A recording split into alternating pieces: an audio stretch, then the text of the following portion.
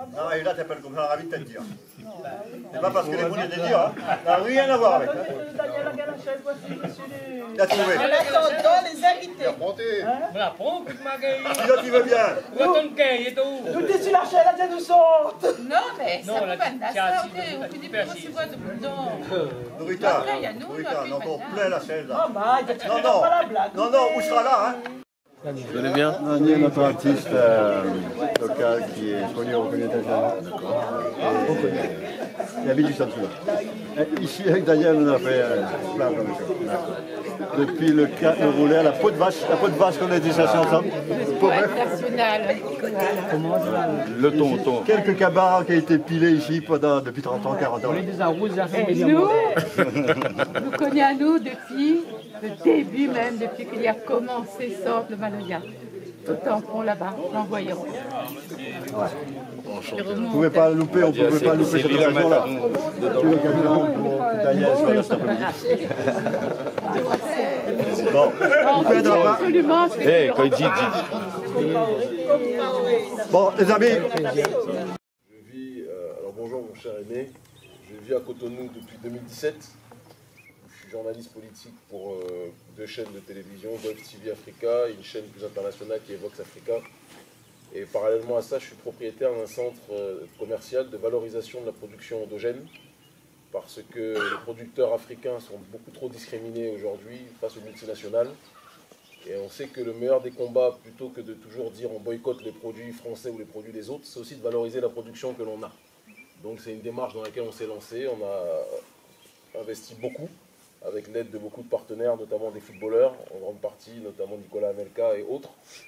Et c'est cette démarche, un petit peu la matérialisation de notre combat. Et à côté de ça, on a notre ONG, dont il y a les cadres qui sont, certains des cadres qui sont ici, l'ONG Urgence Panafricaniste, qui est une structure qui agit de manière bicéphale, qui a une démarche à la fois de justice sociale, donc on propose un certain nombre de programmes sociaux en Afrique francophone visant à prôner ce que l'on appelle dans notre langue en fond l'alodo, qui signifie le solidarisme, d'accord, parce que le communisme existait avant que Karl Marx décide de se lever un jour et de dire on va être dans le partage.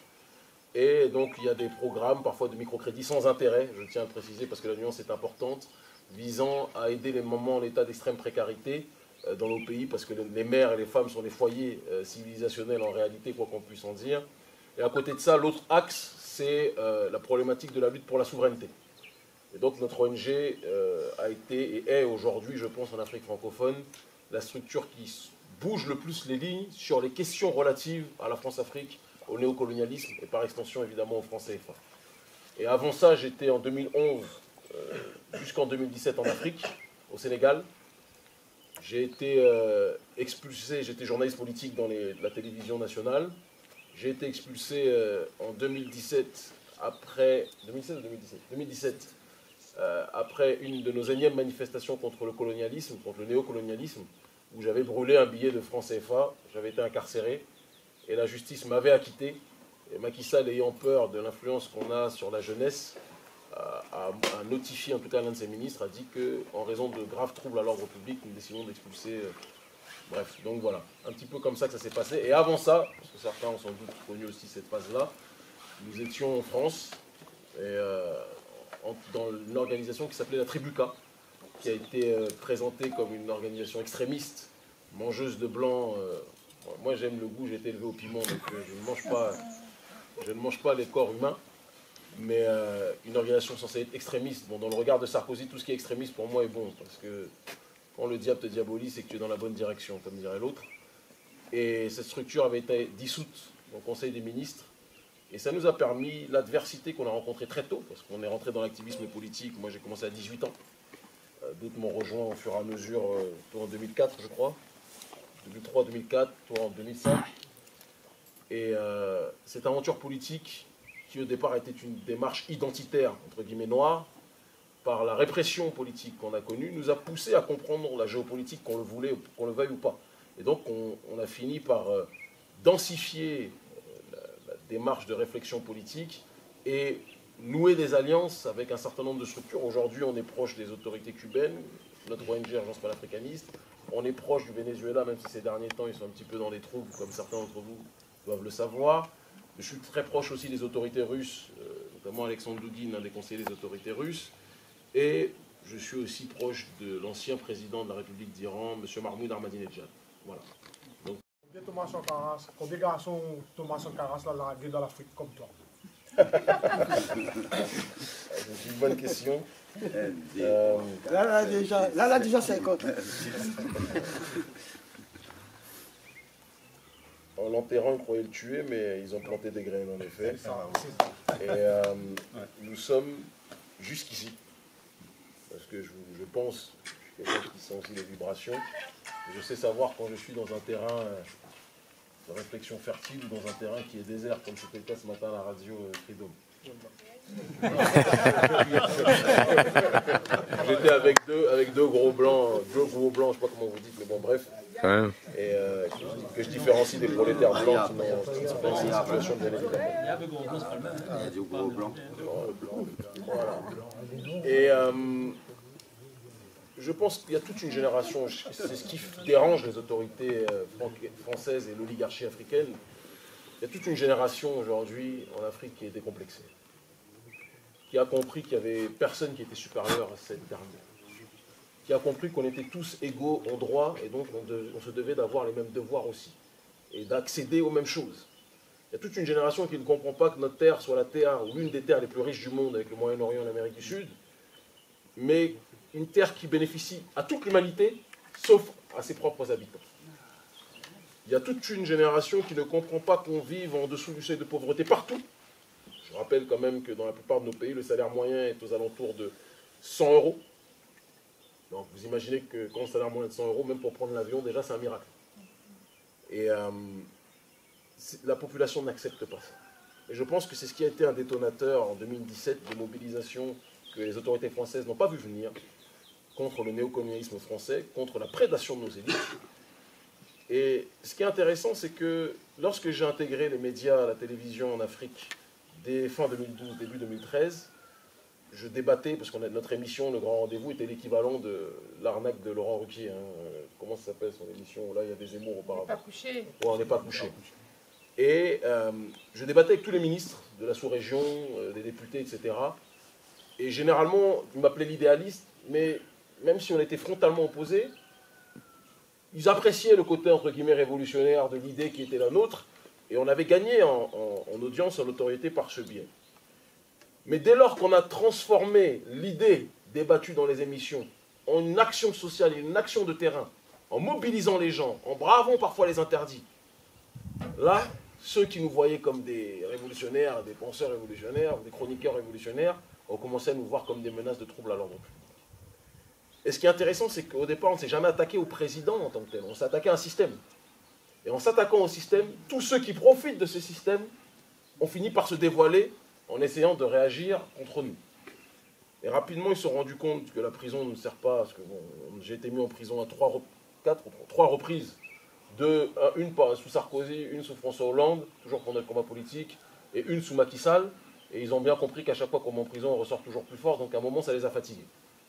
Après, ils nous ont expulsés, en pensant qu'en nous expulsant, ça nous calmerait, ça ne nous a pas calmés. Parce qu'aujourd'hui, avec la globalisation de l'information, la mondialisation peut être une malchance. Le mondialisme est une malchance, mais la mondialisation, c'est la capacité aussi pour les peuples d'avoir accès rapidement à l'information de l'autre et de se rapprocher. Aujourd'hui, ce qui est fait ici, si quelqu'un faisait, je me demande que ça ne soit pas le cas, mais si quelqu'un faisait un direct, à des millions de kilomètres, les gens voient ce qui se passe ici. Donc l'information rapproche et tout le monde, sans qu'on soit là physiquement, tout le monde sait ce qui se fait. Et c'est ce qui fait qu'on va dans des pays où on ne vit pas. On va au Niger, on réunit, comme il y a 2 mois, excuse-moi, les 3000 personnes. On était au Burkina Faso, on a réuni des 4000 personnes. On va dans tous les pays, on va au Guadeloupe, en Martinique, on réunit des milliers de personnes. Et c'est cette démarche-là qui fait peur aujourd'hui aux autorités blanches et noires. Il faut le préciser, parce que ce n'est pas une problématique de couleur en réalité, d'accord ? L'élite capitaliste qui a profité pendant trop longtemps de notre ignorance se sent en danger, parce qu'aujourd'hui les gens s'instruisent et s'informent. Pas besoin d'aller sur les bancs de la faculté, c'est bien si on peut y aller, mais pas besoin d'y aller systématiquement pour avoir accès à la connaissance de soi. Et c'est ce qui leur fait peur profondément, et je pense qu'on est l'arbre qui cache la forêt, et que dans les temps à venir, les choses vont prendre encore plus d'ampleur que ça ne le prend. Je termine en disant une chose, suite à nos mobilisations, il y avait un projet initial dans les années 80 que les présidents méprisaient, qui était la monnaie unique de la communauté des États d'Afrique de l'Ouest, qui était censée remplacer le franc CFA. Mais aucun président ne voulait faire ça, puisqu'ils sont tous tenus en laisse par les autorités françaises. Il a fallu qu'on se mobilise en 2017, qu'on bouscule tout sur notre passage. Quand je dis bouscule tout, ce n'est pas physiquement au sens de la violence, mais bouscule tout en termes de revendications et de réunion des forces, puisqu'on a organisé les premières mobilisations transnationales simultanées en Afrique francophone, pour que les présidents se sentent obligés aujourd'hui en 2019 de dire qu'en 2021 ou en 2020, c'est en train de varier les dates, ils vont lancer la monnaie unique de la CEDEAO. On n'est pas sûr que ce soit un projet plus autonome que le franc CFA. C'est pour ça qu'il y a une relative opacité, ils ne donnent pas beaucoup d'informations sur le contenu des mécanismes. Mais le simple fait qu'ils se sont obligés de changer, c'est parce que la jeunesse a pris, et la rue de manière générale, a pris ses responsabilités. Et donc c'est un message universel que l'on donne partout où on passe, c'est que l'adage de notre ONG, c'est de dire ce que les élites ne font pas pour le peuple, il est temps que le peuple le fasse lui-même. Et c'est ce qui est fait ici. Je pense que ce qui est fait depuis 20 ans, 30 ans ici, est l'illustration qu'on n'a pas besoin d'attendre. Que les responsables publics, que les pouvoirs publics fassent un travail, quand elles ne sont pas intéressées par ce travail, faisons ce qu'on a à faire, parce que la vraie démocratie, elle doit être directe, c'est-à-dire que l'organisation du peuple par lui-même pour sa propre destinée. Voilà un peu en guise de réponse. Donc il y a plusieurs Thomas Sankara, et je n'ai pas envie de restreindre la chose à Thomas. Il y a plein de Khalid, il y a plein de Winnie Mandela, qui est une des femmes que j'aime le plus sur cette terre. Il y a plein de Patrice Emery Lumumba, il y a plein de gens qui se battent pour que leur peuple puisse avoir accès à l'autodétermination. Et aujourd'hui, le panafricanisme reprend vie parce qu'on a compris que si on n'est pas unis, on ne pourra pas avancer. Ce qui ne veut pas dire qu'il ne peut pas y avoir des désaccords idéologiques ou stratégiques avec certaines organisations. Parfois pour des raisons de jalousie ou d'ego, parfois pour des raisons de compréhension du monde, etc. Voilà. Justement, la jeunesse qui lève là, est-ce que dans l'EASD, la priorité c'est toujours l'unification des pays africains, ou bien là les priorités sont portées sur autre chose? Alors en fait, merci ma soeur pour ta question, il y a une situation qui est assez intéressante quand on étudie de près en ce qui concerne le processus d'unité africaine. Je vais dire quelque chose de surprenant, loin des journaux de TF1, etc., ou de Réunion pour la Première. La population ou les jeunesses africaines sont beaucoup plus unies qu'on peut l'imaginer, de manière, je veux dire, naturelle, sans qu'on ait besoin de forcer. Partout où on va, moi je le vois dans les mobilisations de masse que l'on fait sur le continent africain, on réalise que naturellement ce sentiment panafricain est quelque chose... Les aînés ont déjà fait leur travail dessus. Ceux qui ne sont pas unis, ce sont ceux qui sont à la tête de nos États, qui pour des raisons économiques, pour des raisons parfois de vouloir ne pas partager leur business ou de ne pas partager leurs ressources, etc., refusent qu'il y ait une porosité des frontières qui donc empêche la libre circulation comme on le voudrait. Aujourd'hui, il y a la libre circulation communautaire, Afrique de l'Ouest, Afrique centrale, Afrique de l'Est, etc. Mais on n'est pas dans une libre circulation intégrale. Mais la jeunesse, parce qu'elle prend comme acquis cette logique d'unité, est plus dans la logique de l'autodétermination et de la véritable souveraineté populaire, pas la souveraineté de l'autre charlatan du Poignan, je le précise, mais la souveraineté populaire pour qu'elle puisse bénéficier de ses propres ressources et de ses propres richesses. Donc je dirais que l'unité africaine reste à être établie au niveau institutionnel, mais elle est déjà, en termes de processus, au niveau du peuple. Par contre, ce qui est à capter et à obtenir, c'est la souveraineté et l'autodétermination de la population qui, pour l'instant, est en voie, mais n'est clairement pas encore acquis. Merci, magistrat.